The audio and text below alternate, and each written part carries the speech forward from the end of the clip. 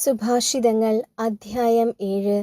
മകനെ, എൻ്റെ വാക്കുകൾ അനുസരിക്കുകയും എൻ്റെ കൽപ്പനകൾ നിധിപോലെ കാത്തുസൂക്ഷിക്കുകയും ചെയ്യുക.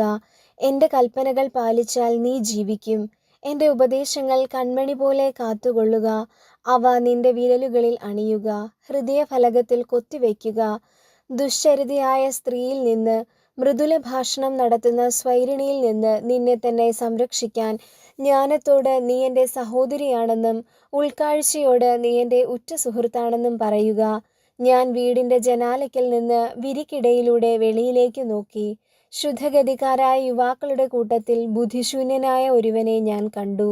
അവൻ വഴിക്കോണിൽ അന്തിമിനുക്കത്തിൽ രാത്രിയുടെയും ഇരുളിൻ്റെയും മറവിൽ അവളുടെ വീട്ടിലേക്കുള്ള വഴിയിലൂടെ നീങ്ങിക്കൊണ്ടിരുന്നു.